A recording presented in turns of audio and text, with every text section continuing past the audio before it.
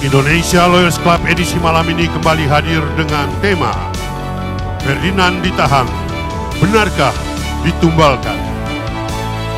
Pemirsa, kita sambut Presiden Indonesia Lawyers Club, Karni Ilyas.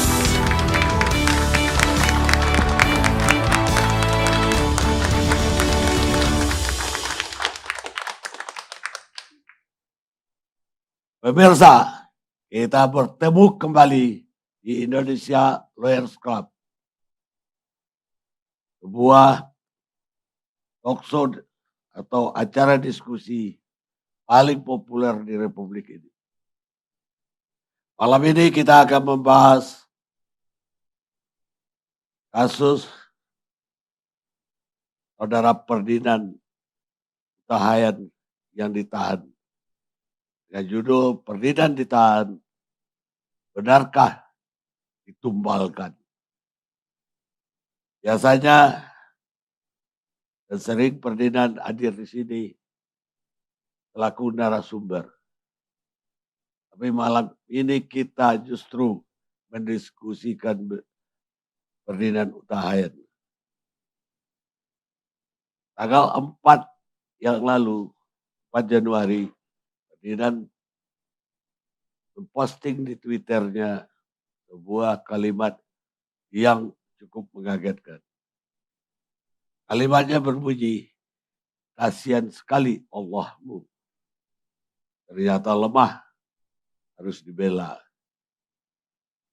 Kalau aku sih, Allahku luar biasa. Maha segalanya.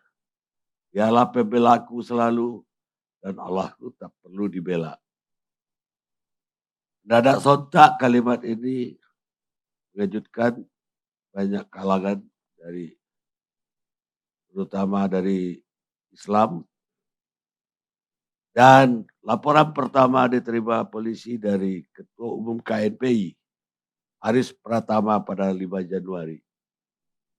Dan dengan cepat juga polisi memproses ini. Tanggal 11 kalau nggak salah kemarin, Ferdinand sudah jadi tersangka. Periksa semalaman dan besoknya langsung ditahan di Mabes Polri. Karena itu kita ingin mendalami malam ini. Benarkah kasus Ferdinand ini sudah melanggar undang-undang, selama ini hoax yang menimbulkan keonaran atau setidaknya dapat menimbulkan keonaran. Saya akan mulai dari pelapor Aris Pratama melalui Zoom. Saudara Aris, selamat malam. Selamat malam Bang Karni. Terima kasih sudah diundang di Indonesian Lawyers Cup. Lagi di mana ini? Lagi di Maluku Utara, Bang Karni. Lagi ada musda KNPI di Provinsi Maluku Utara. Ini dapat dari Bung Aris. Apa yang mendorong Bung Aris untuk segera melapor ke Mabes Polri dengan kejadian Twitter dari Ferdinand Hutahayan?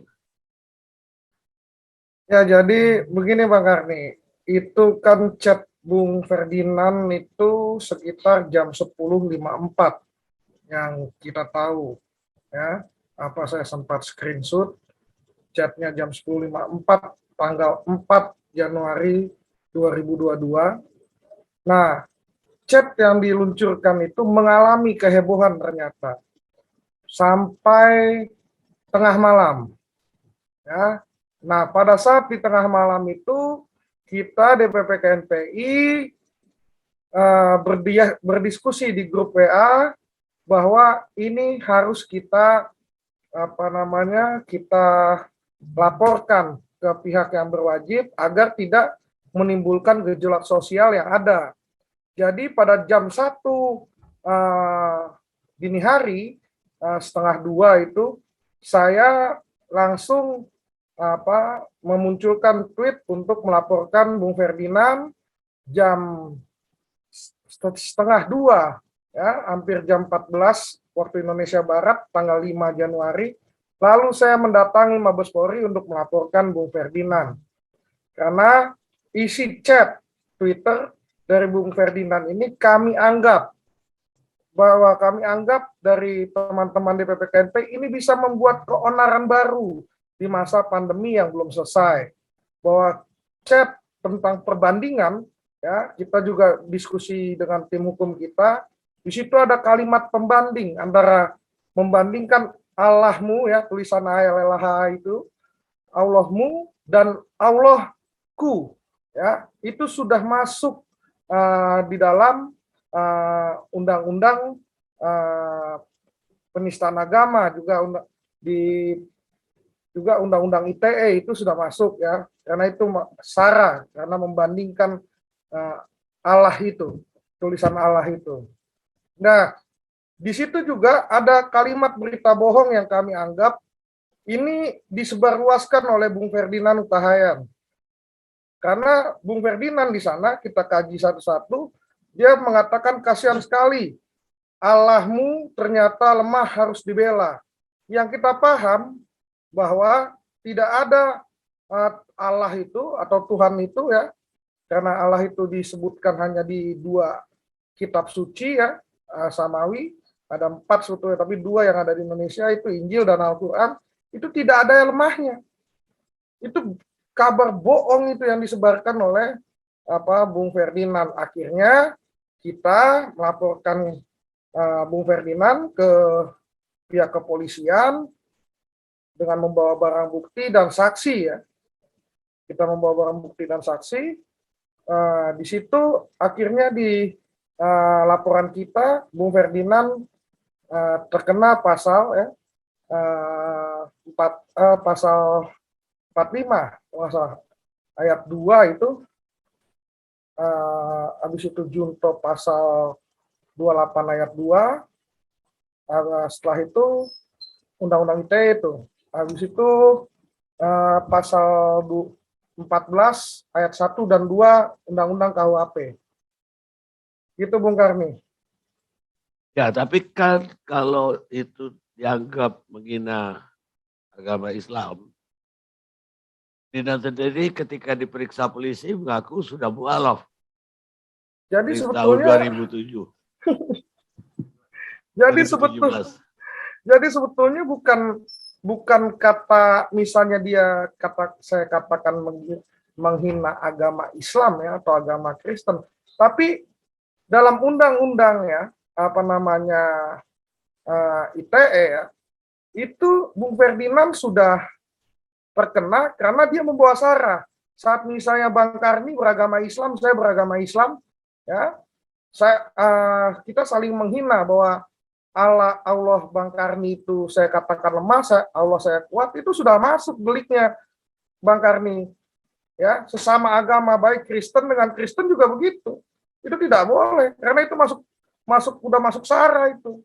Itu sudah masuk, saya memberikan berita bohong bahwa misalnya Allahnya Bung Karni itu lemah.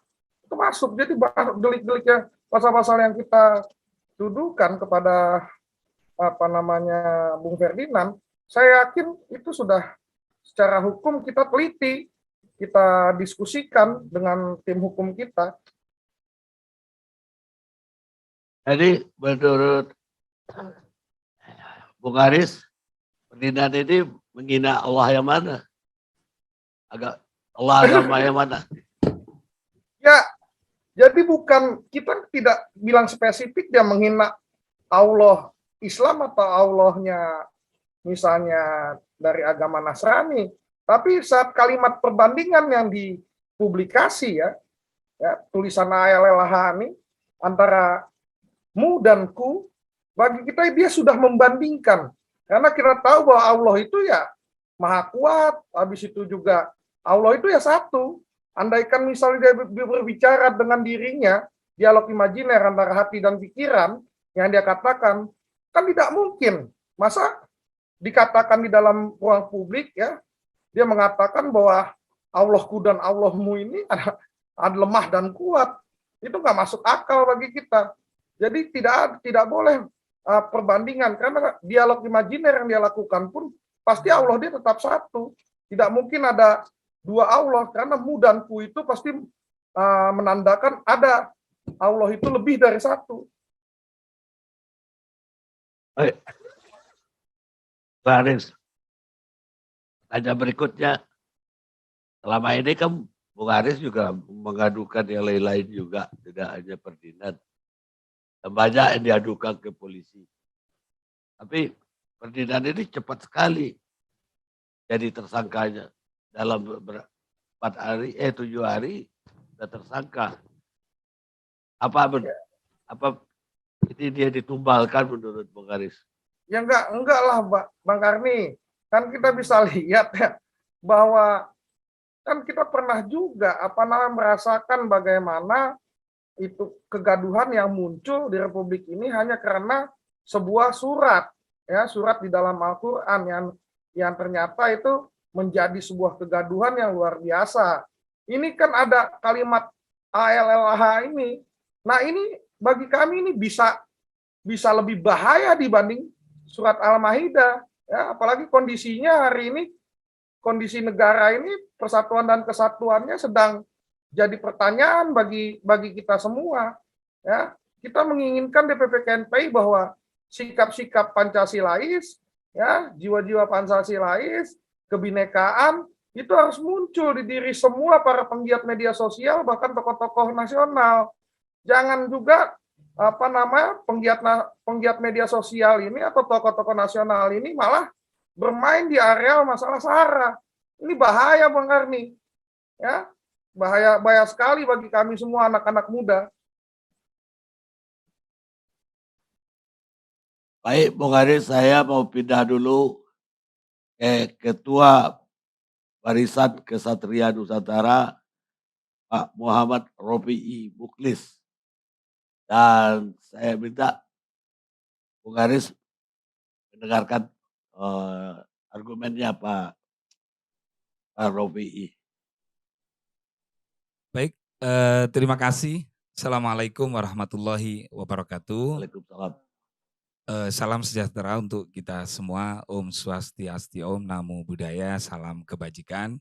Yang terhormat semua narasumber, khususnya sahabat saya yang juga calon wakil presiden 2024, Novel Bamukmin ya. Alhamdulillah ini senior-senior saya sudah hadir di sini. Bang Karni, perlu kami sampaikan karena kami ini lahir dari kultur Nahdiyin. Sebagai santrinya Gus Dur, maka mungkin malam hari ini perlu saya sampaikan, saya mungkin satu-satunya orang yang melakukan tabayun kepada saudara Ferdinand Hutahian. Kenapa saya melakukan tabayun? Ini penting. Karena ketika persoalan menyangkut teologis atau akademisi atau pemikiran, kok sampai seperti ini gitu loh. Ini sebenarnya hanya persoalan kurang silaturahmi, kurang ngopi. Saya yakin pelapor ini sebenarnya kenal. Mungkin juga tahu nomor HP-nya Bung Ferdinand Hutahian.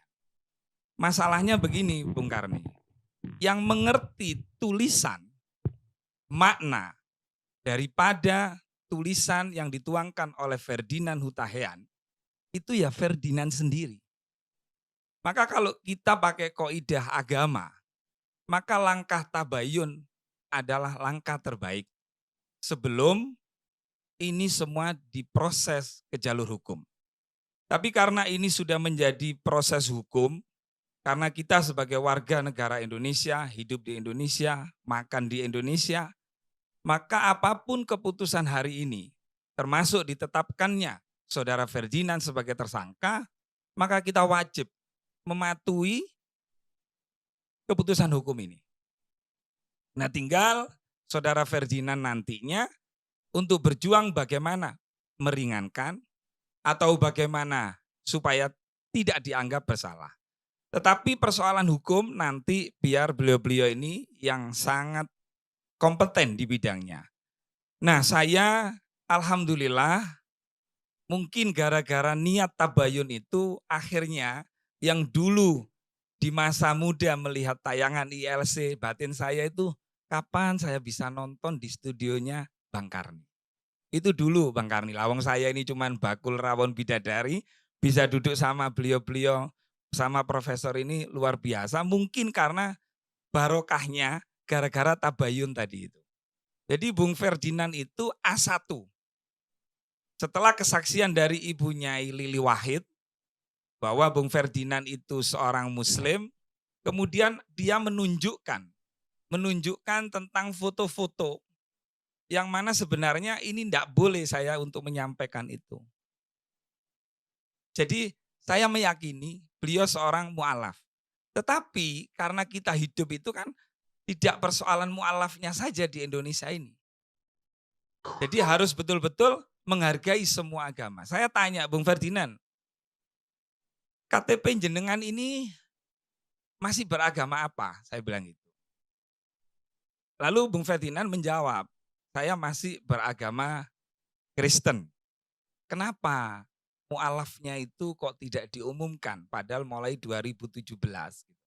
Jawabannya sangat bijak sekali dan salut saya. Karena urusan beragama, urusan ibadah adalah wilayah privat. Satu. Yang kedua, kenapa saya tidak mengumumkan? Saya menjaga perasaan atau keluarga agama saya sebelumnya. Dan saya Gus tidak tahu kalau ada persoalan ini gitu. Nah ini ujian saya.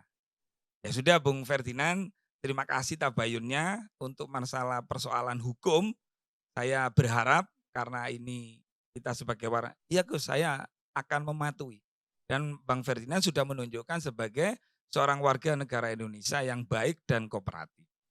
Nah kalau melihat di TV One yang kemarin, Bung Haris ini kan mengatakan, agama saya itu persoalannya agama Islam.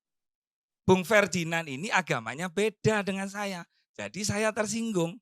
Kalau nggak salah begitu Bung Haris. Di TV Nggak One. ada, bisa dicek itu. Jadi Nggak gini, ada waktu Mas, di Bung Henry, nggak ada. ada Mas, Profesor Henry itu ada seperti itu. Artinya begini Bung Henry, artinya begini. Dulu saya jelaskan dulu, ini udah mulai hoax nih. Saya tidak pernah mengenal Bung Ferdinand dan saya tidak pernah punya nomor telepon Bung Ferdinand. Jadi jangan Anda mengatakan atas nama saya. Jadi kan itu dia di TV One itu ada juga rekamannya. Jadi bisa dicek itu. Jangan sampai ini masalah ini seolah-olah saya ini ada dendam pribadi dengan Bung Ferdinand. Saya nggak pernah kenal. BPPKNP resmi menyatakan laporan itu secara organisasi. Oke, Bang Haris, tolong hargai saya untuk berpendapat. Artinya begini, Bung Haris, kita ini ya, apalagi kalau Bung Haris itu kan beragama Islam ya, hal-hal yang menyangkut masih multitafsir kan ini. Tidak seperti misalnya Al-Habib Bahar bin Smith, di situ jelas apa yang disampaikan, apa yang diucapkan, apa yang diteriakkan itu jelas. Nah persoalan multitafsir ini, kalau kita berbicara sesama anak bangsa, alangkah baiknya dikedepankan sikap-sikap yang tabayun gitu loh. Karena ini menyangkut pemikiran, saya khawatir intelektual kita, guru-guru besar kita, ketika menuliskan persoalan masalah pemikiran, ketauhidan, lalu kemudian diberangus dengan laporan-laporan hukum, ini bahaya. Mungkin Bung Haris hari ini posisi aman, nanti ke depan ketika menjadi intelektual, lalu menulis, lalu di situ ada multitafsir. Karena Bung Haris ini kan menafsirkan, kan ini tafsiran Bung Haris. Nah tafsiran itu kan ada dua, pasti ada dua gitu kan. Tapi kita tetap Bung Haris, menghormati hukum tetap. Jadi kita ngomong adalah sebagai anak muda, sebagai penerus generasi bangsa, jangan sampai menyangkut pemikiran, kita diberangus, dipenjarakan gitu loh. Karena ini nanti pasti akan menimpa kita ke depannya. Dan itu sangat bahaya. Apalagi sekelas Bung Sujewo Tejo ini. Kalau berbicara ketuhanan itu luar biasa. Terus ada orang nggak mampu menangkap pemikiran, lalu dilaporkan gitu loh. Harusnya di sini kan duduk bersama, tabayun ini maksudnya apa. Tujuannya apa? Karena Bung Ferdinand itu meyakini Allahnya kuat gitu loh. Salahnya di mana meyakini Allahnya kuat itu? Ini berpendapat. Kan begitu kan? Itu. Nah, ketika dia menuduh Allahnya lemah, kan tidak menuduh agama mana. Jadi masih perlu penafsiran.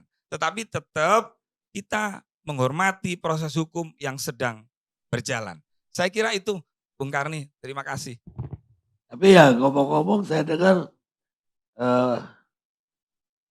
Pak Rofi itu juga pernah melaporkan orang dengan undang-undang ITE.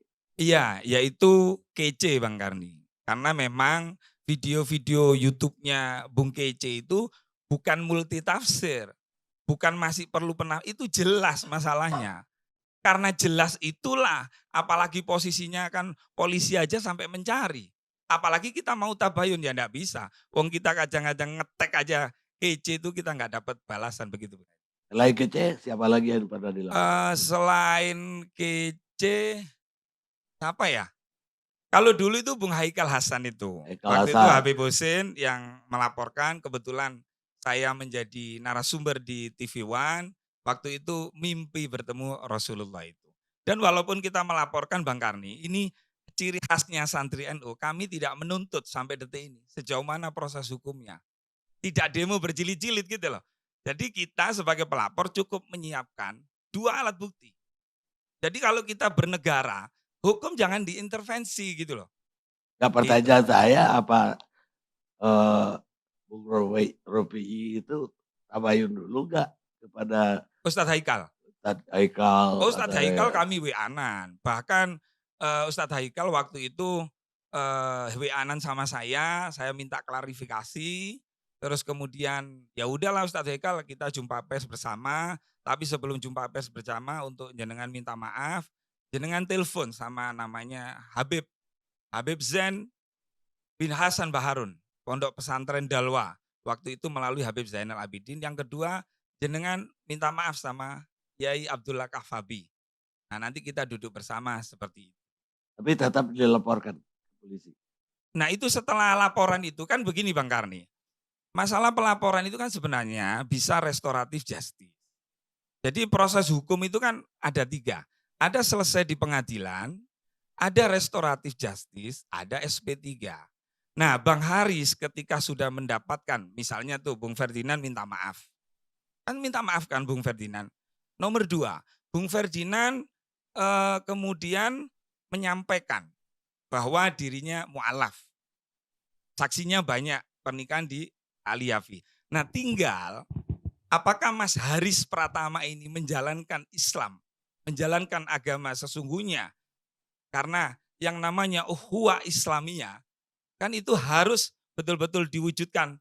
Nah, tinggal Bung Haris apakah mau untuk bermediasi, terus kemudian didamaikan sesama anak bangsa, tinggal bagaimana Bang Haris Pratama aja. Itu kan, karena ini hanya persoalan ngetik dan saya yakin ketika ini terjadi mediasi, terjadi rekonsiliasi, terjadi islah, saya yakin tidak akan ada yang namanya yang dikhawatirkan kegaduhan itu. Gitu Bang Karni. Tapi semua terserah pelapor, semua terserah kepada para penegak hukum. Karena masih ada kesempatan yang namanya berdamai itu. Gimana Bung Haris? Setuju dengan pendapatnya Bung Rofi? Ya, Bang Karni, saya sudah berkali-kali katakan ya di media ya, bahwa saya ini memaafkan yang namanya Ferdinand Huta. Ya, tapi kan secara hukum kami melaporkan seperti yang tadi siapa tadi Barisan Nusantara, saya lupa Bang siapa? Gus Muhammad Rofi'i, enggak usah pakai Gus. Ya, Gus Rofi'i. Ya, saya sebagai orang Islam saya memaafkan. Ya, tapi kan saya sudah melaporkan ke pihak yang berwenang ya penegak hukum tentang adanya chat yang kami anggap ya ini bisa membuat suatu kejadian di bangsa ini yang bisa memecah belah persatuan dan kesatuan ya yang bisa membuat gaduh. Nah, Setelah Pak laporan Haris. kami, ya, setelah laporan kami, sabar dulu. Ya, setelah laporan kami dimasukkan, barulah muncul ya permintaan maaf, habis itu muncul itu dia mengatakan mualaf. Tapi tadi kan saya katakan, saya tidak berbicara bahwa Bung Ferdinand ini beda agama dengan saya. Saya juga tidak berbicara Bung Ferdinand ini sama agama dengan saya. Tapi ya yang jelas chat perbandingan yang dilakukan oleh Bung Ferdinand, ya chat Twitter itu akan menjadi masalah DPP KNPI anggap. Sehingga DPP KNPI melaporkan. Apalagi saya juga kaget, saya baru tahu seorang mualaf dari tahun 2017 ternyata KTP-nya masih Nasrani. Ini gimana ini? Ya kan? Apakah misalkan ini tidak juga membuat akhirnya orang lain bingung dengan sikap Bung Ferdinand, apakah orang lain jadi tidak curiga bahwa ini alasan-alasan yang dibuat oleh Bung Ferdinand untuk lepas dari jeratan hukum, ya. Nah, untungnya kami tidak mengatakan Bung Ferdinand beda agama atau satu agama, tapi chat yang tadi saya katakan berkali-kali itu mengandung unsur sara yang sangat kental, yang sangat bahaya dalam persatuan dan kesatuan yang ada saat ini, gitu loh. Nah, itu juga sebagai masukan Bung Karni, bahwa di pemilu 2019, ya Bung Ferdinand juga masih mengaku masalah di flyernya juga ada masalah, dia katakan agamanya Kristen. Jadi jangan sampai loh bermain-main dengan agama, karena hitungannya hari ini ya kita nggak Karni, boleh. boleh Ya. potong? Sebentar Izin. dong, jangan dipotong dong. Tadi Mas nggak saya potong, saya hanya meluruskan jawaban-jawaban dari Gus Rofi aja nih. Karena Gus Rofi kan seolah-olah saya kenal dengan Bung Ferdinand, saya punya dendam. Jadi ada chat yang dikeluarkan oleh seorang Bung Ferdinand. Kita juga bisa lihat chat-chat apa aja. Kita nggak sembarangan melaporkan Bung Ferdinand karena baru sekali, dua kali. Beberapa chat kontroversi yang dilakukan oleh Bung Ferdinand terkait bulan Januari itu kalau nggak salah, itu ada berapa bulan yang lalu, Januari atau Maret itu ada masalah dia posting tentang masalah Yesus, ya. Ini kan bingung sayangnya. 2017 ya, dia mengaku Muslim, tapi di 2021 dia bicara tentang Yesus. Itu kan nggak boleh loh. Jadi jangan bermain-main Gus dengan agama Gus. Yang kita butuhkan Gus adalah bagaimana persatuan dan kesatuan ini terikat, bukan bela membela. Jadi tidak ada kita lakukan demo berjilid-jilid ya. Saya nggak ada pernah ancam, saya tidak pernah intervensi ya. Sama dengan Gus Rofi juga melaporkan juga. Jadi kalau bicara tentang tabayun, ya tabayun aja kita semua. Jangan ada yang ditangkap-tangkepin dong. Dari pihak A dan pihak B. Kita damaikan di semua Indonesia, kumpul tokoh-tokoh. Jangan bicara lagi tentang ini kelompok A, ini kelompok B. Semua duduk bareng. Dan Pak Jokowi harus lakukan itu dengan Pak Prabowo. Karena ini dosa mereka di 2019. Ya, tidak menyelesaikan secara tuntas. Akhirnya kita berperang di media sosial. Cebong dan kadrun itu selalu ada. Ini nggak benar ini bagi kami pemuda Indonesia. Baik, Bung Haris. Bang Karni perlu ada kami ralat, Bang Karni. Apa? Tadi kan flyer tentang flyernya Ferdinand. Saya juga menanyakan itu, Bung Ferdinand, ini flyer caleg itu kok agamanya Kristen, padahal Kristen taat lagi. Iya, Kristen taat. Begini Gus, itu adalah black campaign yang menimpa kita. Saya ditugaskan Pak SBY itu di dapil yang dimana pemeluknya Islam. Mungkinkah saya menulis flyer itu Kristen taat? Itu yang disampaikan Bung Ferdinand itu gitu loh. Maka ini saya nyampaikan ya apa yang disampaikan Bung Ferdinand. Jadi seandainya malam hari ini misalnya Bung Ferdinand itu ada mungkin bisa menjawab itu. Tapi di sini Bang Karni, saya tidak membela siapapun ya. Tapi kami sebagai kader muda, hal-hal yang seperti ini itu sebenarnya bisa dikomunikasikan. Karena masalah ini adalah masalah pemikiran dan ini amat bahaya kalau sampai ujuk-ujuk persoalan pemikiran ini kemudian dipidanakan. Tapi karena ini sudah berjalan, maka kita ya harus taat hukum itu sendiri. Baik, Pak Robi. Survei. Ya, tapi ini pidana umum, bukan pidana delik aduan. Jadi nggak ada itu pendamaian. Kalau udah jadi penyidikan ya harus lanjut. Pemirsa, tidak ada manusia itu yang lahir dengan sifat membenci. Baik bangsa lain, ataupun ras lain, ataupun agama lain. Benci itu didapat manusia dari belajar. Nah itu seharusnya kita juga bisa belajar atau mengajar cinta. Karena cinta itu lebih alamiah dibanding membenci. Nelson Mandela. Kita rehat sejenak.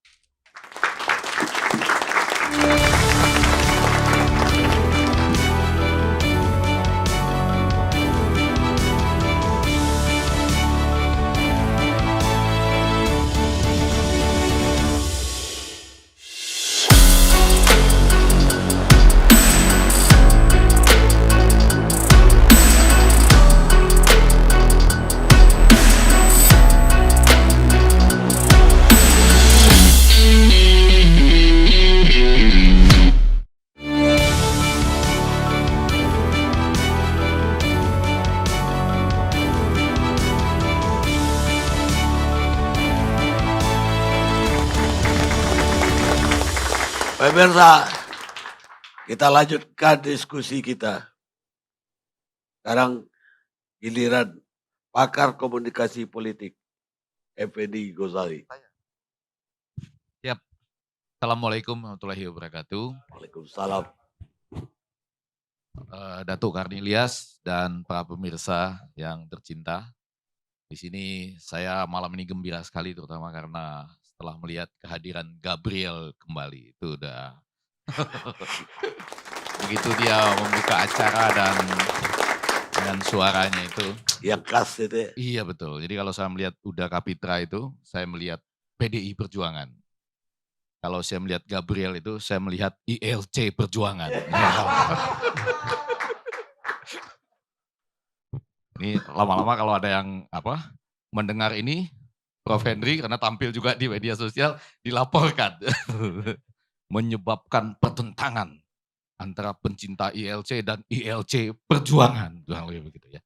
Baik, tapi karena ada juga Prof. Henry Subiarto yang nanti pasti akan banyak berbicara tentang Undang-Undang ITE-nya, saya mau membicarakan 3 hal. Hal yang pertama itu adalah menurut saya ini harus agak jelas. Tadi kalau bisa bicara dengan Bang Haris sebetulnya. 2 hal yang selalu menarik perhatian saya itu adalah yang pertama, tadi mau nanyakan apakah dia punya perasaan terkejut atau tidak ketika Bang Ferdinand mengatakan bahwa dia sudah mualaf sejak 2017. Tapi kalau dari cara Bang Haris tadi menyampaikan kelihatannya datar-datar saja tuh ya. Ya, jadi itu satu. Sehingga nanti masuk ke konteksnya walaupun tadi dia menyampaikan ini sebetulnya residu dari pemilu dan lain sebagainya gitu ya. Jadi ketika dia menyinggung soal permusuhan pun ini kan pasalnya Prof. Henry terkait dengan penyebaran permusuhan dan keonaran kan ya. Kan yang penodaan terhadap agamanya enggak dipakai kan Datuk Karnilias sampai hari ini. Ya. Yang dipakai adalah kata kuncinya keonaran dan permusuhan. Onarnya mungkin dunia media sosial kan onarnya kemana-mana. Tapi yang pasal tentang permusuhannya ya 45 ayat 2, 28 ayat 2. Tapi maksud saya definisi permusuhannya itu ketika dikaitkan dengan SARA, setahu saya SARA itu suku, agama, ras, dan antar golongan. Kalau sudah bukan antar agama, berarti antar golongan dalam agama, begitu ya? Itu juga tadi mau saya tanyakan kepada Bang Haris tadi sebetulnya. Tapi itu hal-hal yang menyangkut legal formalnya. Dan yang lebih agak penting sebetulnya dalam ilmu komunikasi, baru kemudian sampai ke dipolitikan misalnya begitu ya. Ada yang kami sebut internal communication atau intra communication. Jadi kalau saya baca alasannya Bang Ferdinand itu kurang lebih dia mengatakan ada pembicaraan antara pikiran dengan hati. Nah itu dalam sebuah dialog imajiner. Hati-hati loh ini yang pernah bikin-bikin wawancara imajiner, dialog imajiner, tinggal tunggu waktu loh ini. Ya kan? Kalau orang nggak senang, dilaporkan. Saya misalnya pernah membuat dialog imajiner dengan Karni Ilyas. Bisa dilaporkan loh kalau ya kan? Jadi komunikasi internal itu dia seakan-akan berbicara dengan dirinya sendiri ya. Dan kemudian membelah dirinya dua. Kurang lebih seperti itu kan alasan yang dipakai. Bahkan sudah itu ketika dia keluar dari internal communication, jawaban yang paling utama adalah interpretasi. Interpretasi ya. Kadang-kadang saya suka bertanya-tanya nih soal interpretasi, apalagi saya jangan menggunakan stock of love ya, tapi saya menggunakan kalau mengacu ke Pancasila, ketuhanan yang Maha Esa. Oke? Dengan demikian saya menggunakan istilah Tuhan. Kalau saja orang pada malam ini ada yang bilang begini ya, saya rasa Tuhan itu agak kurang adil. Kenapa? Narasumber yang hebat-hebat seperti ini, yang dulu penontonnya banyak, akhirnya harus beracara seperti ini ya misalnya gitu ya. Harus beracara di tempat ini gitu ya, kurang lebih begitu. Nanti ada yang bilang loh, wah ini mengatakan Tuhan tidak adil. Iya kan? Iya kan? Nah, maksudnya membandingkan kalau orang lain boleh beracara di tempat lain, yang hebat, besar, berlangsung terus-menerus misalnya. Kenapa kami? Saya udah 2 kali ya mengatakan, kenapa kami harus begini ya? Ada yang gak adil nih kelihatannya gitu ya. Nah kalau saya melakukan internal communication dan bilang, ini Tuhan kurang adil nih. Wah, Tuhan mana yang kurang adil ini? Dan yang lebih seru sebetulnya kalau kita nonton pertandingan sepak bola tuh, Datuk Karni Ilyas. Ya, dan para pemirsa kan, ada yang bilang tuh, pembawa acaranya ya atau presenternya, marilah kita sama-sama berdoa. Semoga tim kesayangan kita memenangkan pertandingan. Atau misalnya bulu tangkis ya, mudah-mudahan pebulu tangkis kita memenangkan pertandingan ini. Lah kalau kalah berarti Tuhan ya. Sebetulnya kalau Iya. menurutku Iya. kau tadi melecehkan YouTube sudah. Karena Kok jadi begini LC? Oh, YouTube. iya YouTube berarti melecehkan iya bisa. melecehkan Deddy Corbuzier, Betul. melecehkan Ria Ricis. Wah besok Bisa saya laporkan. itu sampai nah, makanya dari tadi sebetulnya saya nggak mau datang ke acara malam ini karena agak rawan pelaporan sebetulnya gitu ya. Jadi bisa dilarikan ke sebuah daerah yang disebut interpretasi. Saya membayangkan tuh ya kalau pembawa acara atau presenter itu mengatakan, marilah kita berdoa supaya pebulu tangkis kita memenangkan pertandingan. Ternyata dia kalah. Artinya apa? Ya kan? Ini yang salah yang ngajak berdoa ini. Ya kan? Iya. Ini bisa sampai ke sana. Nah, yang paling penting sebetulnya pada ujungnya adalah kepentingan. Saya rasa ini sesuatu yang justru menjadi penting karena setiap laporan atau setiap interpretasi itu saya rasa di belakangnya tidak mungkin tidak akan ada kepentingan. Bahkan mewujudkan cara bacanya pun menurut saya bisa diwarnai kepentingan. Ini saya kasih contoh nih ya Bapak dan Ibu ya. Kalau bacanya kalimat tadi cuma kasihan sekali Allahmu ternyata lemah. Harus dibela. Kalau aku sih Allahku luar biasa. Maha segalanya. Dialah pembelaku selalu dan Allahku tidak perlu dibela. Nah itu kan datar. Coba kalau baca dengan gaya seakan-akan ini adalah ingin menyinggung atau memecah belah, kasihan sekali Allahmu. Ternyata lemah, harus dibela. Kalau aku sih, Allahku luar biasa, maha segalanya. Dialah pembelaku selalu. Dan Allahku gak perlu dibela misalnya. Dan cara-cara kita membaca ini saja sudah melukiskan kepentingan dan keberpihakan. Nah yang menarik adalah polisi ya sebagai aparat yang menindaklanjuti ini, bahkan lanjut ya Bang Karni ya, karena ini kan delik pidana ya, bukan tergantung Ya, umum ya. Nah sudah sampai demikian setelah melalui 17 saksi. Ini menarik. Bahkan kemudian ketika terjadi perubahan, yang saya katakan tadi semula seakan-akan nuansanya antaragama, sekarang nuansanya menjadi antar golongan mungkin dalam agama, begitu ya. Kalau kita berdasarkan sara tadi, ya kan? Nah, yang selalu menjadi menarik adalah ketika berbicara kepentingan, interpretasi masuk lagi, balik lagi ke interpretasi. Ini ketika berhadapan dengan Ferdinand, kepentingan apa nih yang sedang terjadi? Bahkan ditampilkan konteks-konteks sebelumnya. Dia di pilkada begini, dia sebelumnya menyerang ini. Saya baru tahu kalau dia pernah menyerang Mbah Tejo juga gitu ya. Jadi semuanya masuk, Mbah aja juga diserang gitu ya. Dan jadi semuanya masuk di dalam sebuah kepentingan, sampai akhirnya saya melihat jangan-jangan betul juga ada judul acara malam ini. Kalau dulu ya kan sempat Kapolri mengatakan nggak boleh, no viral, no justice gitu ya. Sekarang jangan-jangan setelah acara ini ada muncul istilah baru. No viral, no tumbal. Jadi sudah terlanjur viral, lanjut aja dah. Lanjut aja sekalian gitu ya. Muncullah pembenaran-pembenaran untuk diteruskan. Nah, tentu saya Bang Ferdinand tadi ya, ada tabayun tadi ya dari Gus Rofi. Ditambah nanti tentu saja Bang Haris juga bisa menambahkan, mungkin kalau di pengadilan Bang Haris juga bisa tampil kali ya. Ya, itu kan seru. Dan saksi-saksi nanti atau ahli-ahli yang dipanggil di pengadilan untuk menjelaskan tentang bahwa ini bukan lagi penodaan agama begitu kan, tetapi adalah keonaran dan permusuhan dikaitkan dengan suku, agama, ras, dan antar golongan. Kurang lebih begitu. Jadi kurang lebih singkatnya no viral, no tumbal. Itu berirama itu, Datuk Karna Ilyas. Tapi sebagai pakar komunikasi, Ya. menurut Anda memang ada tuh teori komunikasi Oh iya. internal Nanti tadi.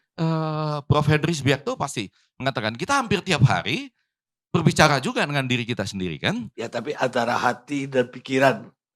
Oh bisa, bahkan kadang-kadang orang bisa bilang antara kaki dan pikiran. Kalau main bola itu bisa jadi berbicara antara kaki dan pikiran tuh. Ya kan, dengan penuh semangat nih di usia yang seperti ini.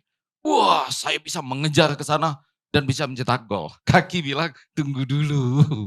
Udah gak kuat buat lari sampai ke sana bisa. Jadi ada dialog-dialog imajiner seperti itu. Hanya tentu saja dalam hal ini yang menjadi menarik adalah apakah tiba-tiba berubah menjadi pembenaran dari sebuah dialog atau wawancara imajiner tersebut. Dan bahkan ke depannya ketika kita berbicara mengenai laporan dan kemudian viral di media sosial, apakah semua yang imajiner nanti bisa menjadi bahan laporan? Ya kan? Bahkan tadi saya sama sekali nggak bermaksud ke arah YouTube, ke arah apa, Deddy Corbuzier dan lain-lain. Nah ini dialog imajiner teman saya yang di sebelah, Mbak Suju Tejo, sudah ini imajiner juga loh. Dia membayangkan saya itu punya kebencian terhadap YouTube, podcast dan lain-lain. Itu imajiner, Mbah. Imajiner loh, Mbah. Imajiner gimana?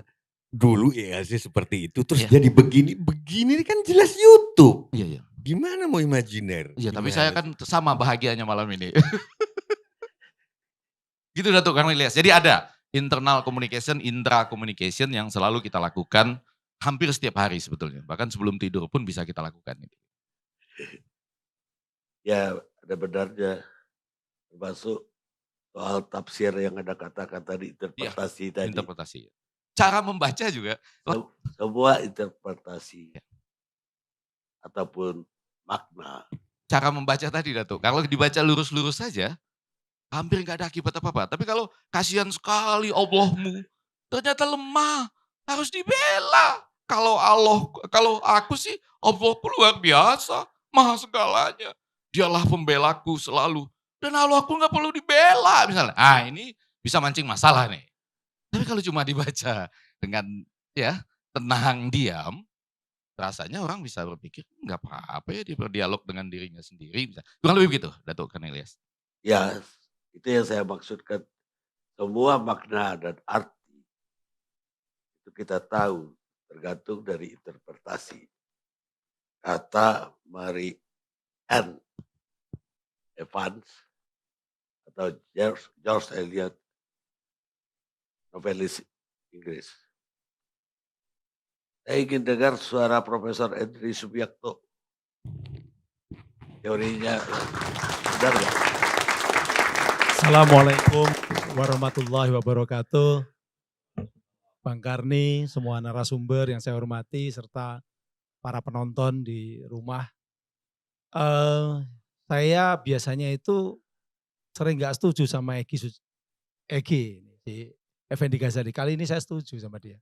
Oh gitu. Jadi karena sudah sama-sama orang komunikasi dan sama-sama ya udah teman lama ini, Pak. Saya setuju bahwa memang ini ada persoalan-persoalan di mana kalau hal seperti yang terjadi pada Ferdinand, itu kita menganggap itu hal yang biasa, itu nanti akan bisa mengenai banyak orang. Orang-orang yang tadi yang dikatakan melakukan internal communication, berpikir, kebebasan berpendapat. Ya sekarang mungkin yang kena Ferdinand belum kita, tapi pada suatu saat nanti itu bisa saja Kang Sujiwo Tejo, Presiden Jan Cukers ini bisa kena, siapa saja, saya juga bisa kena. Apalagi kita sudah katakanlah begini, ini kan yang namanya media sosial itu kan sangat keras sekali. Orang-orang seperti Mas Jiwo Tejo, saya ataupun yang lain-lain, terutama yang biasa main sosial media, itu diikuti banyak orang dan diamati terus. Kapan salahnya? Kapan dia tergelincir omongannya? Nah kebetulan si Ferdinand ini tergelincir kemarin mengenai tadi yang Allahmu dan Allahku tadi. Langsung kena. Langsung diviralkan, tagarnya adalah tangkap Ferdinand. Nanti bisa aja Pak Said Didu. Pak Said Didu juga bisa kena, saya juga bisa kena, siapapun akan bisa kena. Karena apa? Karena memang sekarang ini sedang, kalau Pak Said dicari oleh yang tidak suka sama Pak Said, saya dicari orang-orang yang tidak suka sama saya, begitu pula sama yang lain. Itu seperti itu. Makanya ini saya tidak karena saya kenal sama Ferdinand, malah nggak kenal saya sama Ferdinand. Dia kenal di dunia maya ya kenal, tapi kalau secara pribadi belum pernah saya ketemu face to face, itu belum pernah.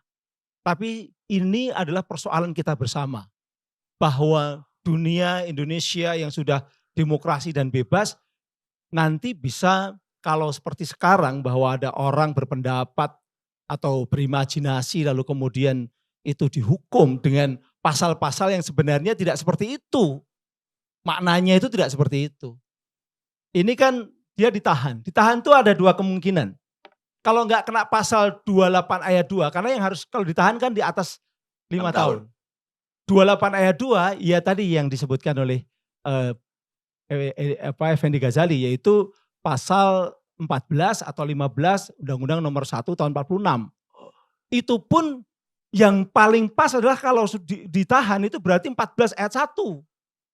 Yang sanksinya 10 tahun. Sebenarnya dalam pasal 14 ayat 1 itu jelas kok bahwa yang disebut keonaran tadi kalau ada orang dengan sengaja menyebarkan berita bohong yang menimbulkan keonaran. Dia sengaja ingin menimbulkan keonaran. Dan itu delik material. Yang 10 tahun itu delik material. Ya. Kalau yang 3 tahun, yang 14 ayat 2 itu baru delik formil. Yang diduga dapat menciptakan keonaran. Yang disampaikan oleh Haris itu diduga dapat. Sehingga sebenarnya nggak bisa ditahan. Ini memang harus kita perjelas. Kenapa kok sampai ditahan? Berarti kan yang 10 tahun. Atau yang 5 tahun yang menyebarkan kebencian dan permusuhan tadi. Nah itu. Sementara kita tahu Ferdinand itu nyerang sana, nyerang sini. Bahkan ketika Pilpres itu ada, saya masih catatannya nyerang presiden, memfitnah, macam-macam gitu ya. Nyerang Ahok dan sebagainya. Tapi aman tuh. Aman kan? Nyerang jenengan aman. Aman. Tapi sekarang ketika posisinya justru pindah, baru pindah sebentar, kena dia. Ini menunjukkan bahwa ternyata memang posisi di sana maupun posisi di sini itu tidak berarti bahwa yang di sini pasti aman, yang di sini tidak. Belum tentu. Ini juga bisa sekarang banyak yang mulai khawatir nih. Jangan-jangan ini yang satu kubu dengan Ferdinand kena lagi nih. Ada yang sudah mulai muncul tagar. Kalau tadi dibilang tumbal ya cukup satu aja. Gak usah yang lain kena. Kalau tumbal. Tapi ada juga itu batu loncatan. Itu kan tumbal kata-kata ILC. Bukan. Ada yang mengatakan batu loncatan. Ini kena sini nanti loncat ke mana-mana. Tinggal siapa batunya yang diloncati berikutnya. Gitu kan. Nah ini yang harus kita perhatikan Bang Karni. Karena kita tahu bahwa namanya pidana itu kan sebenarnya kan syarat-syaratnya sangat banyak. Bukan hanya karena salah nulis, salah mikir, langsung kena pidana. Tapi ada niatan yang jahat, kemudian dia memang tidak berhak. Dia tidak berhak. Nah kalau orang dia diserang, misalnya yang biasa main Twitter, diserang terus. Boleh nggak dia suatu saat dia gentian nyerang? Berhak nggak? Ini juga pertanyaan-pertanyaan dalam hukum. Jadi kita ini memang harus menyelesaikan. Makanya Presiden minta undang-undang ITE direvisi supaya lebih jelas, nanti diperjelas ini. Dalam waktu singkat ini Presiden sudah menyampaikan surat Presiden kepada DPR, ini nanti akan direvisi. Ini kita harus detailkan supaya tidak bisa ditarik sana tarik sini. Tidak di demo sana langsung kena, nanti diancam sana nanti kena. Nanti kita tidak berani lagi bicara, tidak berani lagi berpendapat, terutama kalau menyangkut persoalan-persoalan yang sangat sensitif. Bisa kena semua. Hati-hati Mas Novel. Gentian kan? Kalau keseimbangan gentian kalau tumbal. Kalau batu loncatan itu gentian. Jadi seperti itu. Saya termasuk ingin supaya undang-undang ITE ataupun juga undang-undang yang lain tidak mudah dipakai untuk mengenai orang. Harus betul-betul kalau misalnya itu menciptakan keonaran, lihat pasalnya. Itu di dunia itu keonaran itu material harus terjadi kalau pasal 14 ayat 1. Dan itu di dunia fisik. Kenapa saya katakan dunia fisik? Karena Undang-Undang nomor 1 tahun 46, zaman tahun 46 enggak ada dunia maya. Jadi yang disebut keonaran itu keonaran fisik. Enggak ada dunia maya. Jadi kalau keonaran di dunia maya, saya nge-tweet baik-baik aja saya diserang, dionarin kok Pak. Karena enggak suka sama saya. Begitu pula yang lain. Saya juga sering kadang-kadang lihat Mbah Tejo gitu, juga diserang. Nah, ya Biasa gitu. sekarang ini kan ditafsirkan keonaran itu tidak harus fisik. Tapi keonaran di media sosial juga. Asbabul nuzulnya coba. Undang-Undang nomor 1 tahun 46. Enggak. Apakah tahun 46 itu dibuat untuk dunia maya? Enggak, kita Oh, hebat bicara sekali. kita bicara yang undang-undang ITE lah. Ya ini yang Mas- dikenakan kan keonaran tuh, kalau keonaran itu undang-undang tahun 46. Kalau ITE enggak ada keonaran.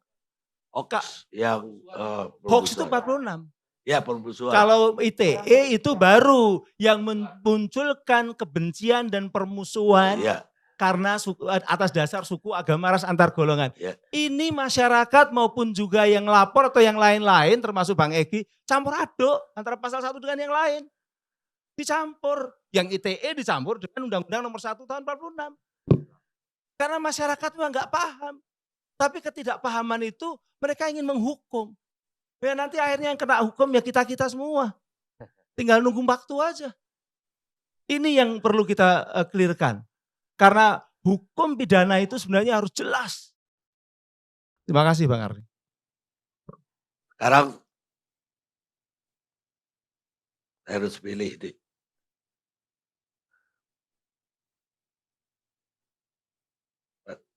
Oleh Pak Novel Babukmin, Pak Sekjen PA 212.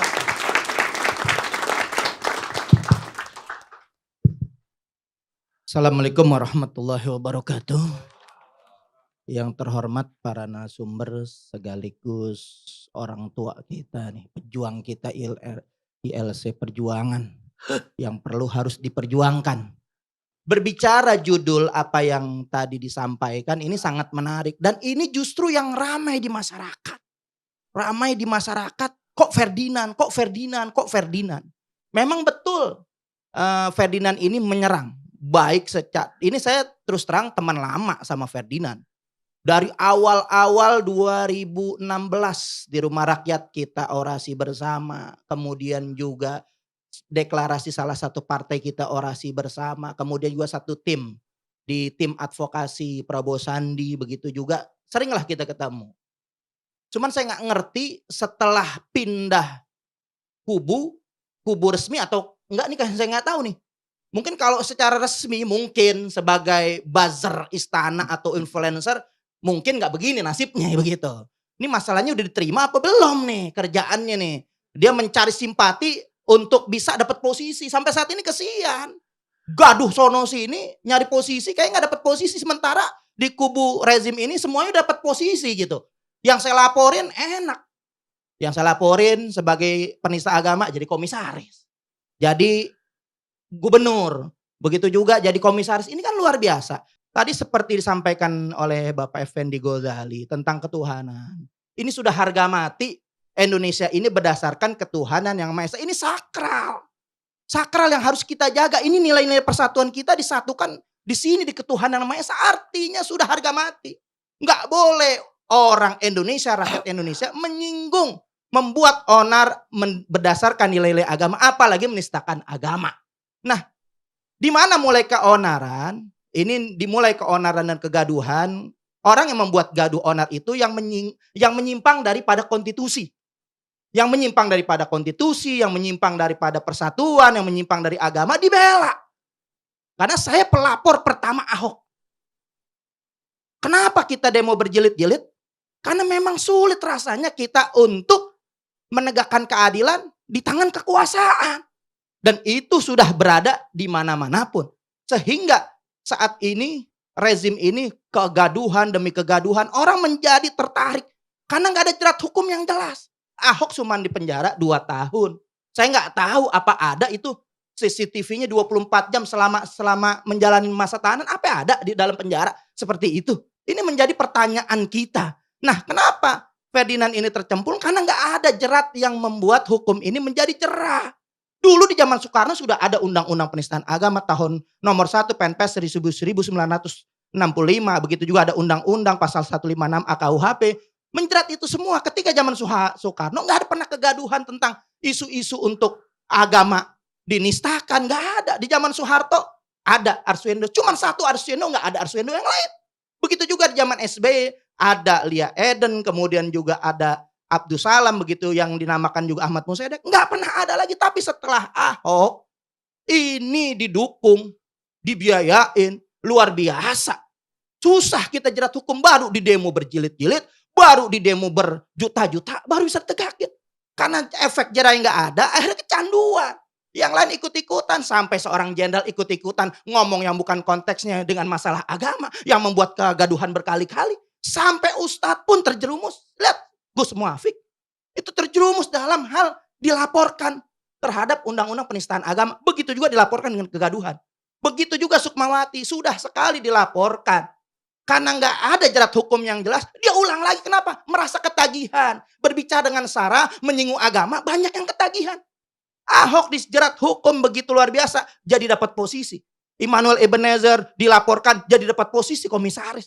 Seakan-akan mereka dimanjakan. Kegaduhan ini dipihara. Untuk apa? Untuk dibuat keonaran. Justru orang-orang yang berjuang menjaga nilai-nilai Pancasila ini menjadi korban, menjadi pesakitan. Segitu lemahnya ada sistem yang kita melihat. Ini nilai ketuhanan ingin dilemahkan, ingin dilumpuhkan, ingin dihancurkan. Puncaknya dilemahkan daripada nilai-nilai Pancasila ketuhanan yang Maha Esa. Terbentuknya rancangan undang-undang HIP. Untuk apa? Untuk menjegal ketuhanan yang Maha Esa. Dipangkas nilai ketuhanan, ditaruh nomor 3 di Trisila. Bahkan dipotong menjadi Ekasila. Nilai ketuhanan sudah tidak ada. TAP MPR nomor 25 tahun 1966 tentang pelarangan komunisme ingin dibuang. Kenapa? Karena mereka mendapat peluang bahwa nilai agama memang harus dibuang. Bahkan Ketua BPIP mengatakan bahwa musuh Pancasila adalah agama. Ini apa? Republik macam apa ini? Seharusnya sudah cukup. Kita ini kubu sudah melakukan jauh-jauh hari ini Bang Kapitra. Kita berjuang sama Bang Kapitra untuk apa? Rekonsiliasi nasional jauh-jauh hari. Ayo kita setelah pemilu ini 0-0. Selesai. Jangan dibuat ribut, digaduh terus. Seakan-akan ini ada orang yang bermain, kita diadu domba, aparat dengan rakyat, ulama dengan ulama, habaib dengan habaib. Diadu terus, nggak selesai-selesai. Padahal sudah cukup dengan surat edaran Kapolri 19 Februari 2021 tentang restoratif justice. Itu berkenan dengan undang-undang ITE. Karena kalau kita sibuk di ETI, ini undang-undang tiap hari ini bisa ratusan ribu kasus, bisa jutaan kasus. Bagaimana Polri bisa menanganin ini? Ketika kita meminta untuk penegakan restoratif justice ini luar biasa sulit. Padahal itu instruksi Jokowi. Diteruskan oleh instruksi daripada Kapolri.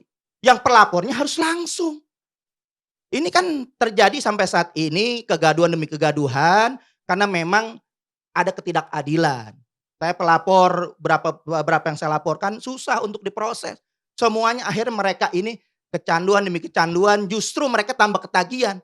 Ulama yang selama ini berjuang aksi kemanusiaan sampai saat ini FPI di Semeru nggak berhenti. Nggak ada kepentingan politik. Saat ini kalau tadi kita mendengar dari para profesor, betul hukum itu harus tegas. Tapi ketegasan nggak cukup kalau sudah ditumpangin, dibawa sangat syarat dengan kepentingan politik susah. Nggak bisa hukum tegak saat ini. Kenapa? Kepentingan politik sudah mendominasi bagaimana untuk melemahkan daripada musuh-musuh yang selamat ini punya kekuatan besar. Itu kekuatan seharusnya dirawat. Itu adalah aset umat. 212 mulai dari 2016 sampai 2019 itu luar biasa. Daya magnet luar biasa. Bisa mengumpulkan, itulah Bhinneka yang sesungguhnya. Mengumpulkan seluruh elemen, beda negara, beda bangsa, beda suku, beda agama. Turun, itulah kebinekaan. 13 juta orang. 13 juta orang. Ini aset yang harus piara. Kenapa tokoh yang daripada harus dipenjarakan? Ulama kenapa jadi korban? Mohon maaf. Ini saya bukan apa-apa, bukan saya apa-apa. Cuman kok saya jangan ingat zaman PKI. Ketika zaman PKI Masumi sama Hemi dibubarin. Begitu juga zaman PKI Bu Ehan ditangkap. Hartanya disita. Di zaman PKI 6 jenderal ditangkap. Terima kasih. Wassalamualaikum warahmatullahi wabarakatuh.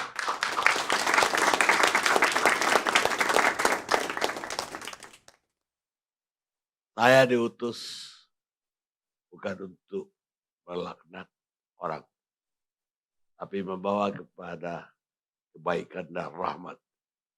Kata Rasulullah yang diriwayatkan oleh Muslim. Kita rehat sejenak.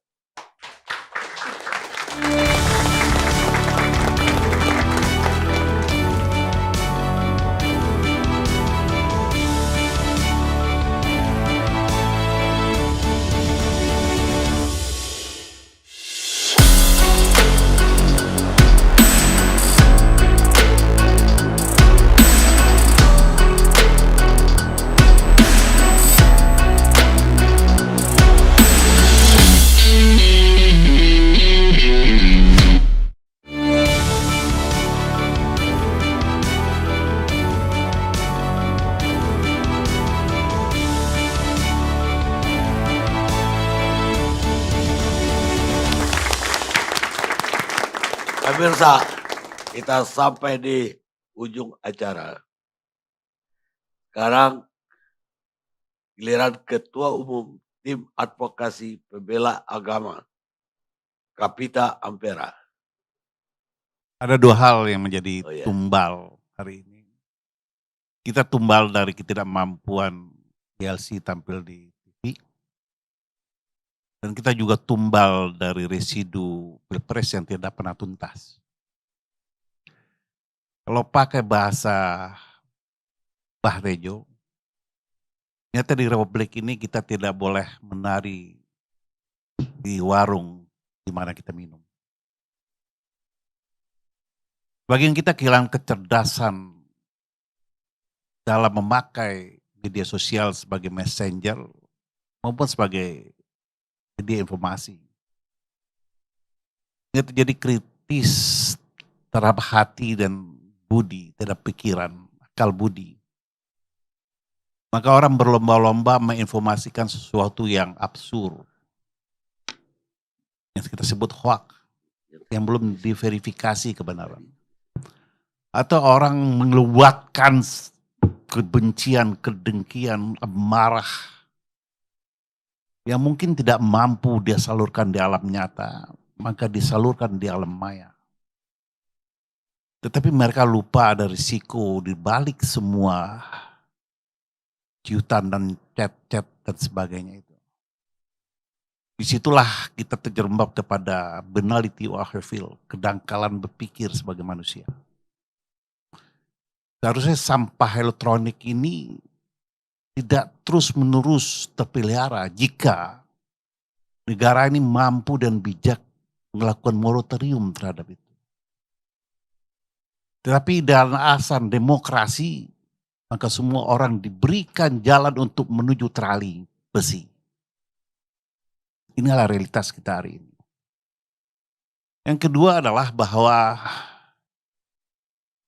sebagai umat beragama kita kehilangan hospitality, keramahan. Dalam menyikapi sebuah pemikiran, sebuah journey spiritual. Kita kehilangan kata maaf dari segala kekurangan yang Allah takdirkan kepada kita bahwa kita manusia yang lemah dan penuh kekurangan. Tapi kita akan mengambil satu sisi dari Asmaul Husna yang bermuat kata jabar kekuatan, tapi melupa kata jamal keindahan atau kelembutan. Kita bicara tentang kekuatan dan kita menyamakan diri kita bahwa kitalah Al-Gojo Allah di muka bumi. Sehingga jika ada orang salah, maka kita harus tebas. Dan itulah kepuasan yang direpresentasikan menjadi kepuasan Tuhan. Padahal itu kekeliruan, karena ajaran agama menyatakan menempatkan kata maaf itu adalah tempat yang paling tinggi yang rewardnya tidak bisa diukur, tak terhingga. Tapi kita melupakan itu. Kita bicara Islam, tapi kita melupakan guidance of Islami itu sebagai suatu pijakan kita berislam. Saya miris melihat ini semua. Tadinya saya juga marah kepada Ferdinand jika dia mengkooperatifkan Tuhan dia dalam agama yang berbeda dengan saya, dengan Tuhan saya. Tapi ketika dia mengatakan mualaf dan saya punya bukti kemualafan itu. Saya terkejut, Bung. Bahwa ini dia berada dalam satu komunitas.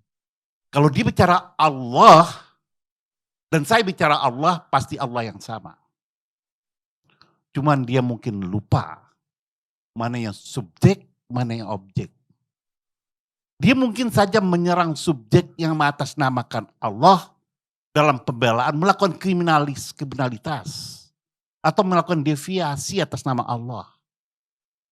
Tapi dia justru menyerang objek, dia menyerang Allah, itu menjadi polemik. Tetapi apakah dia harus dibebankan sebuah kesalahan absolut? Islam mengajarkan harus memberikan ruang yang lebih besar. Seorang mu'alaf itu dihibur jiwanya, hatinya dengan diberikan zakat malahan. Meskipun dia orang kaya. Tetapi kita hari ini puas dengan menjadi kanibal untuk pangkas, memotong leher-leher kesalahan yang terucap lewat tangan-tangan hari ini. Itu yang terjadi realitas. Sementara hukum berkata lain sesungguhnya. Dalam internal criminal justice system, polisi dalam tanda kutip adalah pembantu dari kejaksaan. Karena semua penyelidikan dan penyidikan itu, penyidikan kepolisian harus dikonfirmasi oleh kehendak jaksa penuntut umum. Makanya ada bolak-balik berkas perkara karena belum sesuai dengan pikiran jaksa penuntut umum. Karena muara dari penyidikan itu ada pada otoritas kejaksaan yang dia tuangkan dalam dakwaan dan tuntutan. Jaksa Agung mengeluarkan surat keputusan Jaksa Agung nomor 15 tahun 2020. Bahwa kejaksaan melarang menuntut kecuali dengan 5 hal. Perbuatan makar, narkotik, lingkungan, kooperasi, ancaman minimal. Di luar itu bisa dilaksanakan restoratif justice. Kalau kejaksaan dia konsekuen dengan peraturan kejaksaan, maka ini tidak bisa dituntut tayan ini. Itu yang pertama. Tapi dengan siapa akan dialogkan? Apakah dengan pelapor yang merasa sebagai umat Islam atau sebagai orang yang tersinggung? Kalau dia berkaitan dengan agama, siapa yang berhak punya legal standing di situ? Karena saya juga Islam tidak melaporkan apa-apa. Novel pernah mengatakan di dalam media bahwa saya haram jenazah saya disolatkan. Saya telepon dia, kita ketemu di Masjid Al-Ittihad. Lalu kita makan bersama. Saya dihina banyak orang, saya tidak laporkan. Karena itu bagian dari apresiasi dia menilai saya. Lalu bagaimana kalau dia berada di wilayah interpretatif? Apakah semuanya harus kita adili? Karena dia sangat subjektif. Itulah Undang-Undang Dasar melindungi perbedaan itu, kebebasan pendapat itu. Tetapi kalau semua memanfaatkan panggung untuk memainkan tari-tari yang dia minum di tempat lain, maka apa yang katakan Novel tadi, berapa banyak selnya harus disiapkan untuk orang-orang yang menari ini. Kita kehilangan common sense sebagai bangsa. Akal sehat kita mati dan tumpul. Semua lembaga instrumen hukum akan diperalat untuk menghukum orang atas ketidaksetujuan kita, atas ketidaksamaan warna kita, atas ketidaksamaan pendapat kita. Lalu sampai kapan? Harusnya media-media seperti ini mencerahkan, bukan menyengsarakan. Tapi kita terjebak dalam black hole yang dibuat oleh tangan-tangan dan pikiran kita yang minus belas kasihan, exciting. Lalu black hole bergerak menjadi big bang. Inilah kondisi kita. Orang tidak boleh berjalan dan pikiran sendiri tentang mengenal Tuhannya sendiri. Baik, Pak Kapitra. Ya, sebenarnya Pak. Dan saya ingin mengajak kita bahwa apa yang ada hari ini menjadi cermin. Inilah carut marut kebangsaan yang terjadi sekarang. Terima kasih.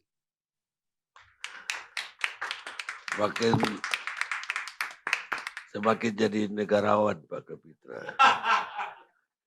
Belum Bang, lagi menunggu panggilan. Sekarang giliran Said Didu, pengamat kebijakan Manchester City. Pengamat kebijakan publik. Lawannya ada di sini, MU. Terima kasih Bang Karni, narasumber semua. Saya merindukan dialog seperti ini. Ternyata Ferdinand lah bisa menjadi pintu untuk membuka kedamaian di antara pihak. Jadi sepertinya Ferdinand itu memang tumbal kepada orang-orang yang ingin bangsa ini pecah. Nah, saya lihat begini, jadi saya senang sekali Prof. Henry, Pak Kapitra, Pak semua. Sangat tidak bersemangat lagi untuk menangkapin orang yang mengeritik. Itu saya simpulkan demikian. Bukan. Saya menyatakan, saya jangan terlalu cepat juga. Saya senang. Bapak ini terlalu sensitif sih. Nah, enggak, saya menyatakan, saya senang mendengarkan. Dan saya ingat sekali, mudah-mudahan malam ini kita semua sepakat. Apa kata Habibie? Penjara itu isinya adalah kriminal, bukan orang berbeda pendapat. Dia seorang engineer. Mudah-mudahan bangsa ini kita semua sudah mau memakai. Bukan karena orang berbeda pendapat masuk penjara. Tapi penjara isinya adalah kaum kriminal. Kalau itu bisa terwujud, maka kita menjadi enak. Maka ILC Perjuangan bukan lagi ILC Perjuangan. Jadi, saya ingin mencoba. Saya ini kan pusat serangan juga, dan saya coba mengelompokkan sebenarnya bangsa ini kita memang sudah dilatih sedemikian rupa sehingga di dalam kelompok masyarakat itu ada 6 kelompok. Ada namanya itu kelompok sami'na wa ata'na. Apapun yang ini dia anggap benar. Dia tidak mau tahu itu salah apa tidak salah. Saya kasih contoh umpamanya begini. Pada saat dulu menyatakan kita tidak tambah utang, maka dia tepuk tangan. Pada saat nambah utang tepuk tangan juga. Itu namanya kelompok sami'na wa ata'na. Enggak ada.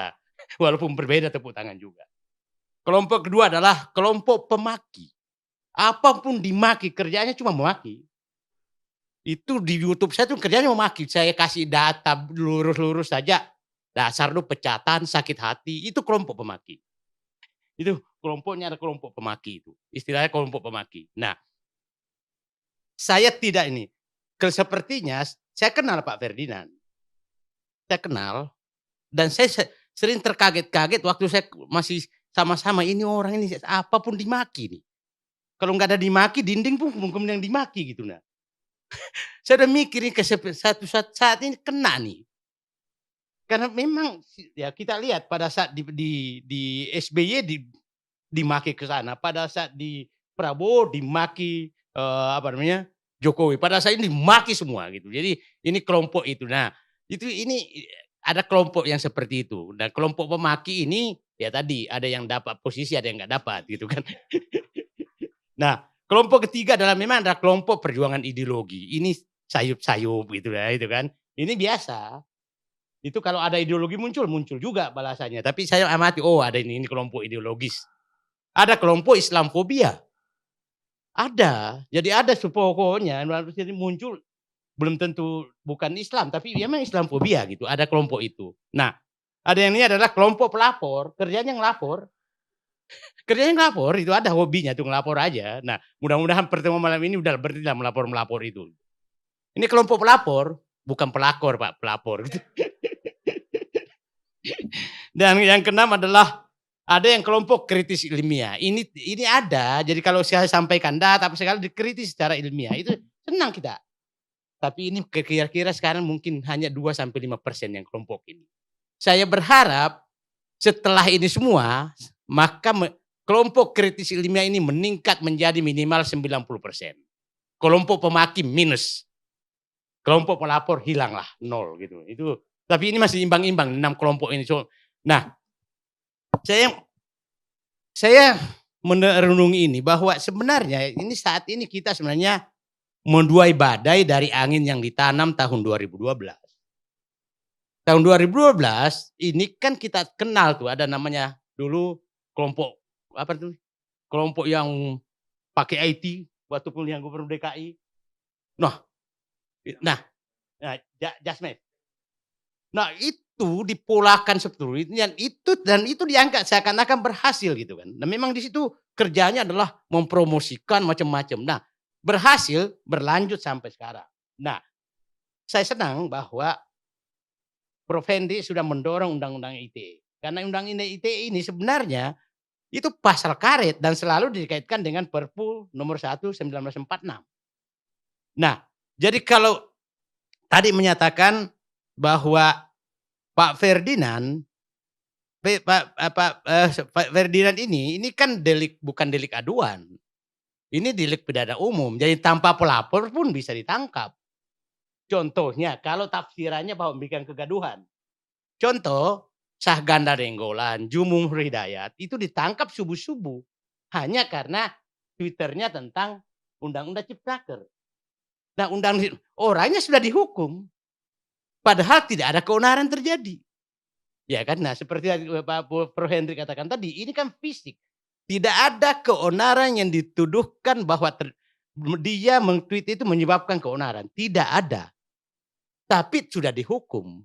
Jadi menurut saya, nah tafsiran karet ini harus dihilangkan. Nah, jadi korbannya udah banyak undang-undang ITE ini dengan karena menyebabkan keonaran macam-macam. Nah, selalu memang dikaitkan dengan Perpu nomor 1 1946. Bapak-bapak bisa nggak sih Perpu ini dicabut? Diganti, dihilangkan karena itu terus yang itu dipakai.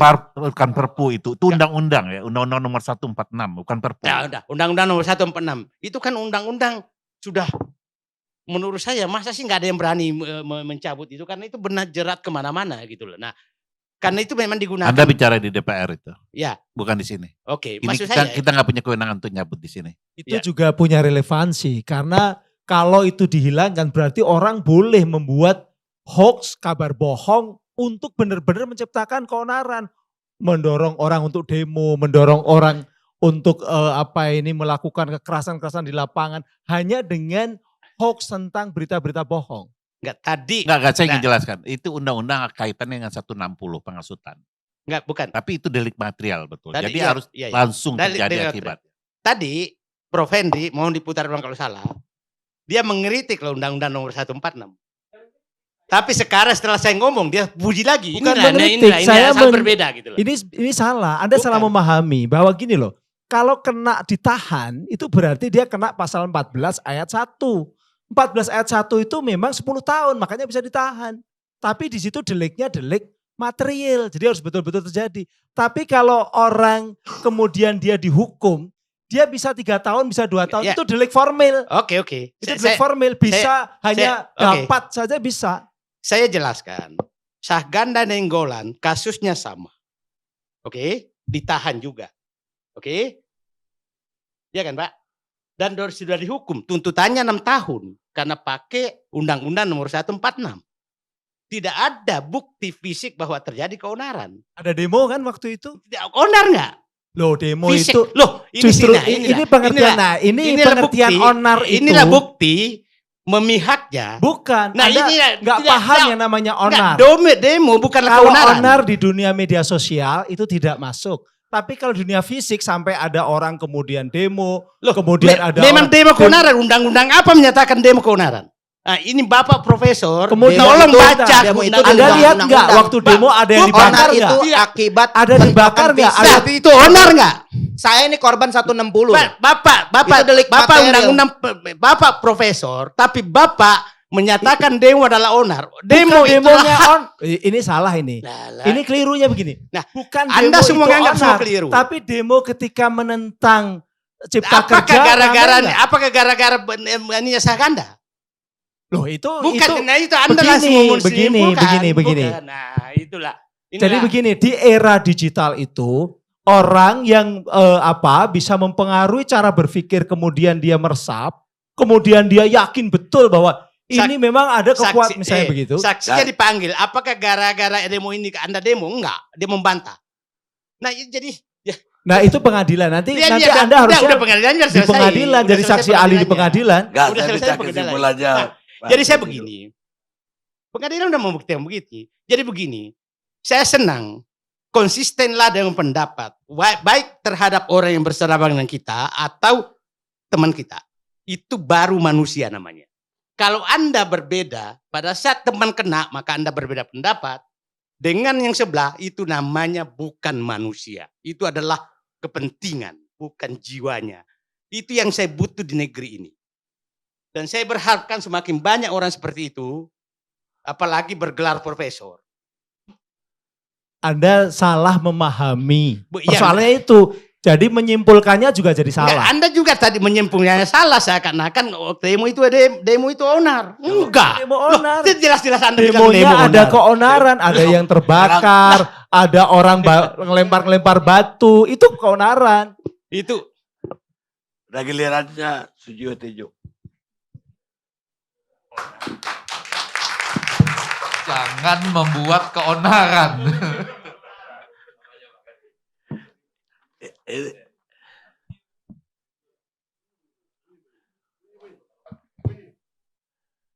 Ya, oke. Apanya Pak Gani?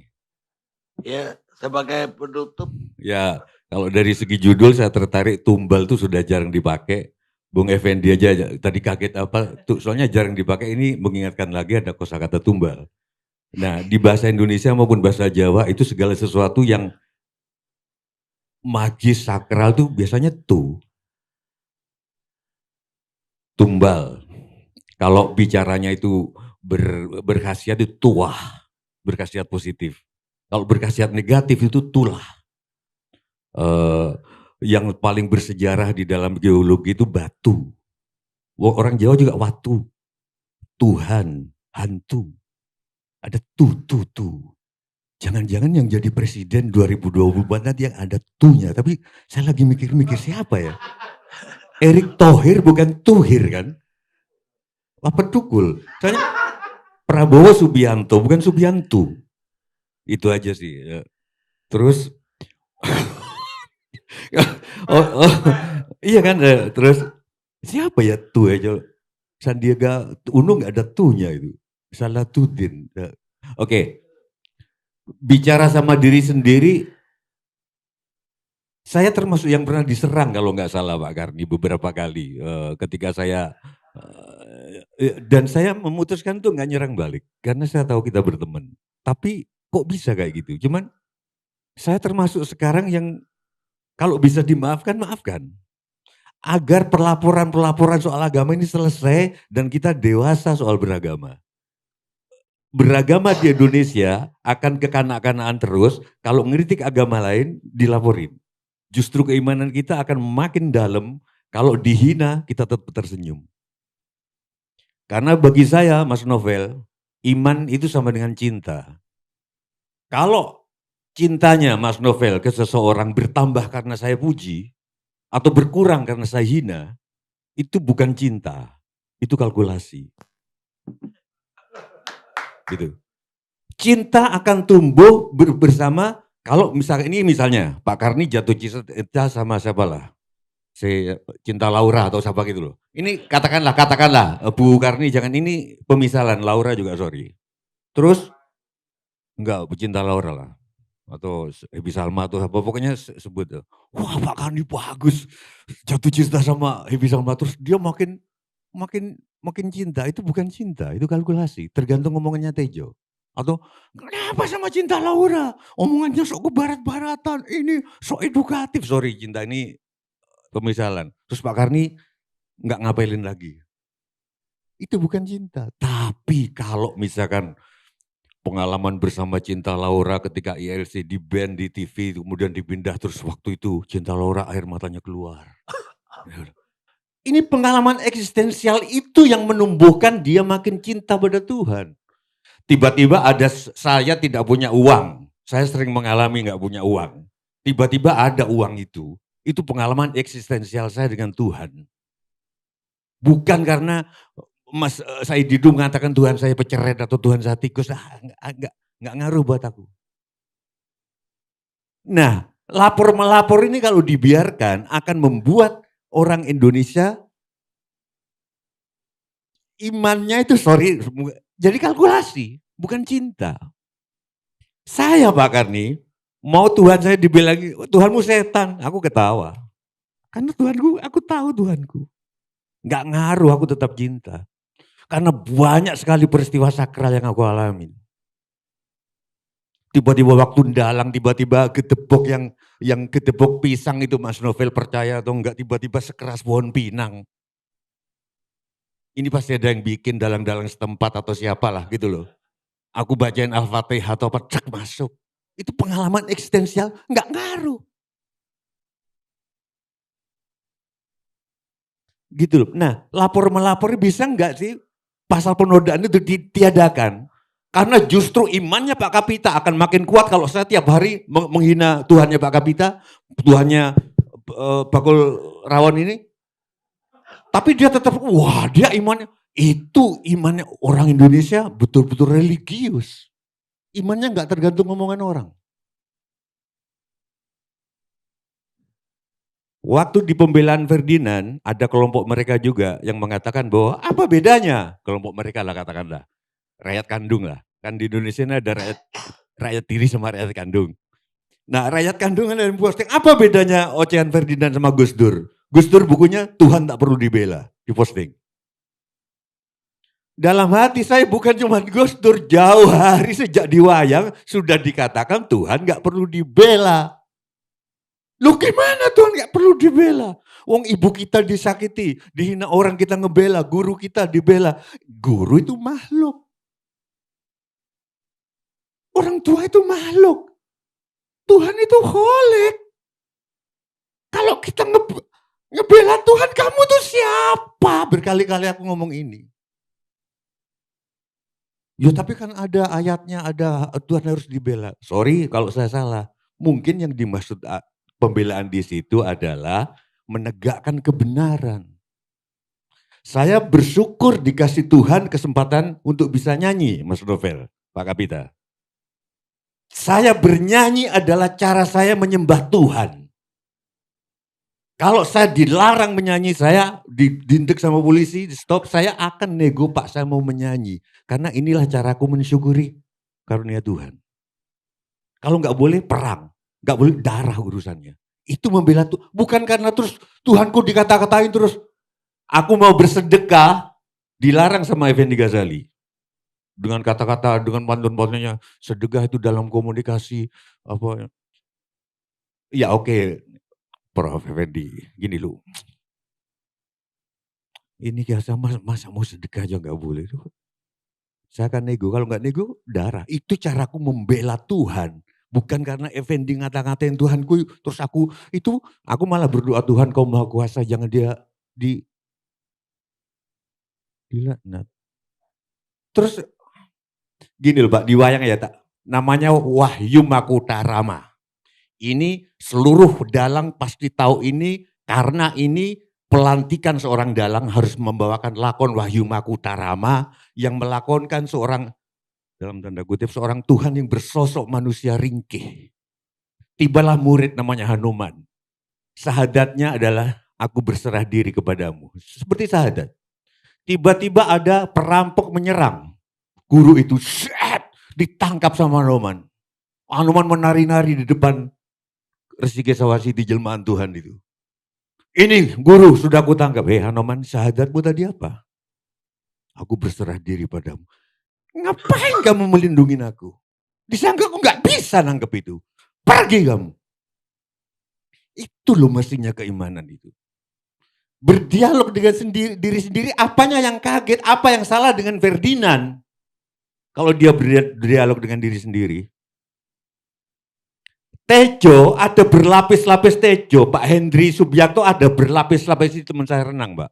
Makanya kalau dia diserang netizen saya nggak ikut nyerang karena temanku juga. Kalau Pak Hendri disakiti oleh Cinta Laura misalnya. Jangan Cinta Laura terus lah, coba. Luna Maya. Disakiti sama Luna Maya. Itu ada Hendri Subiakto yang disakiti, satu.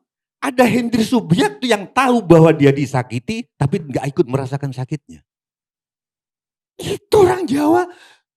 Ki Ageng Surya Mentara mengatakan itu. Ada Hendri Subiakto yang tahu bahwa dirinya disakiti, tapi tak ikut merasa sakit. Terus berlapis-lapis akunya, sampai tiada aku selain aku. Aku ini siapa Pak?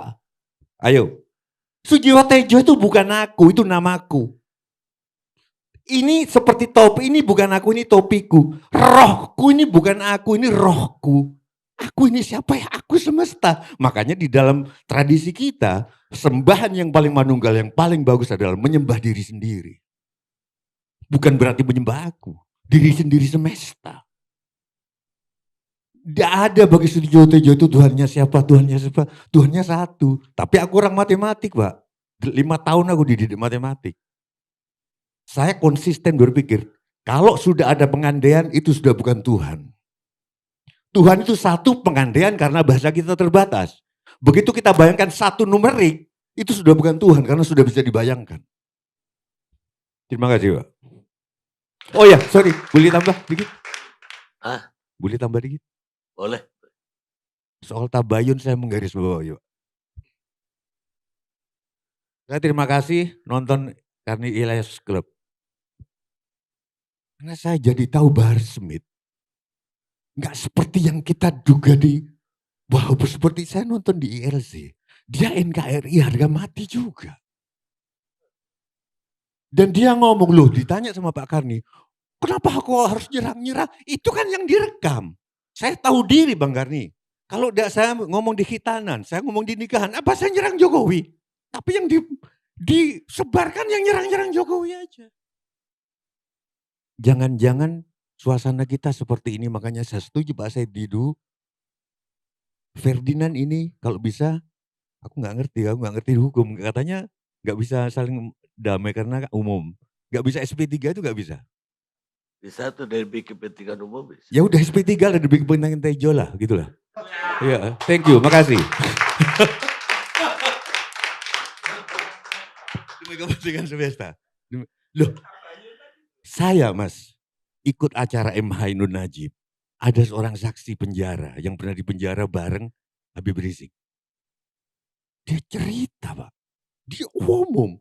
Bagaimana Habib Rizik memperlakukan nabi yang lain dikasih selimut. Gitu Bang. Gimana kok aku tidak melihat ini di pers? Dikasih selimut, bener gak sih? Aku ngelihatnya di acaranya Cak Nun, gak sengaja.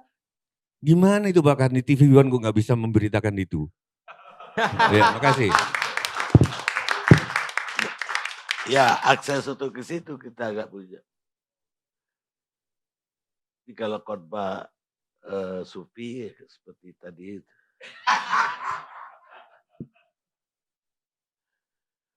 Pemirsa, jika mata harus kita balas dengan mata, maka kita semua akan buta, kata Mahatma Gandhi. Balasan yang setimpal untuk kejahatan adalah kejahatan juga. Tapi Tuhan,